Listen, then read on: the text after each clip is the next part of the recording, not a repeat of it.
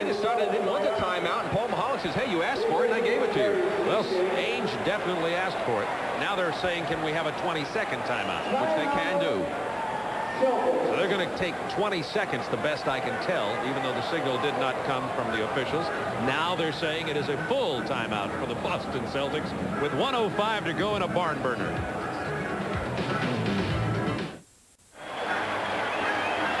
Well, it says it all in the face of Abdul-Jabbar when he missed the front end of that very important free throw with 1:05 to go and Boston leading by 2.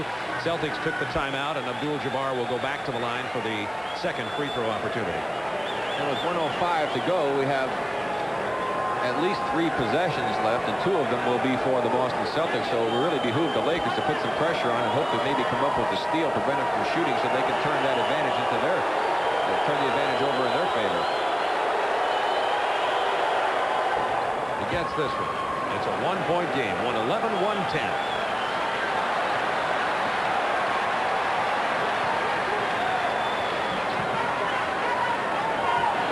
Nice pass from Ainge to Parrish.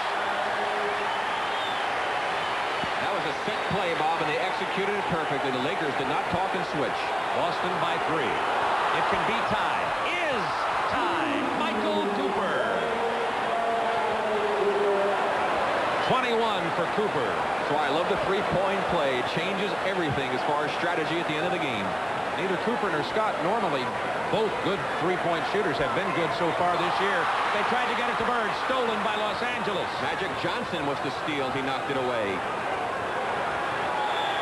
Timeout, Los Angeles. 26 seconds to go in the ball game. It's tied at 1:13.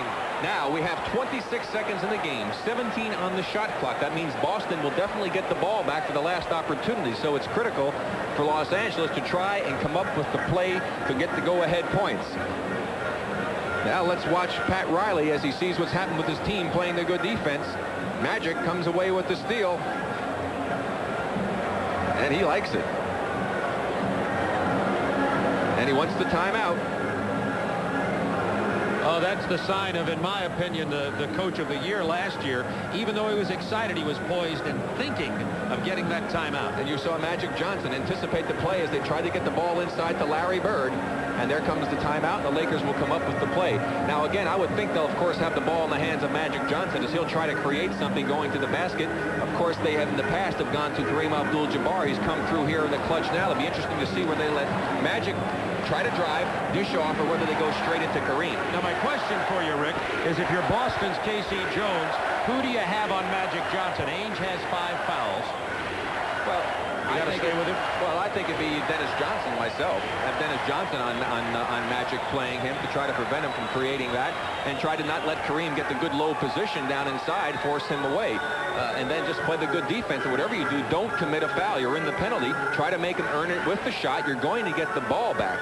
Now, whether or not Casey's going to set up his offense to go ahead and say, hey, if we get the ball, let's go and break and take advantage of the situation that develops, or whether he's going to have a set play to come down and try and work it for it, or call a timeout, remains to be seen.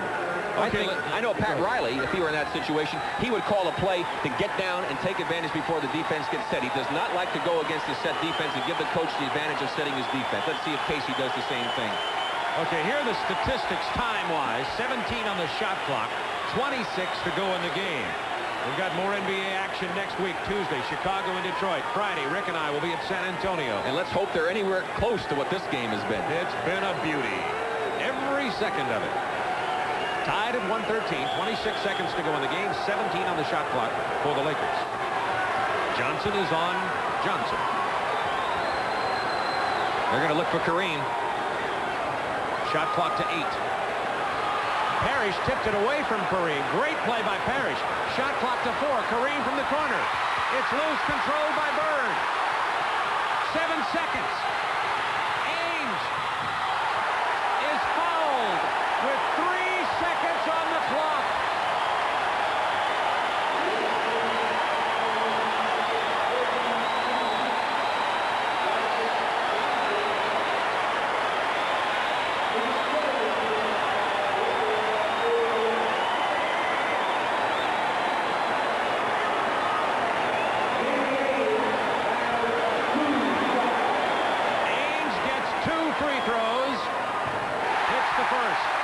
shoots at 84%. Boy, and credit Boston with great defense that last trip down. Missed the front back end of it.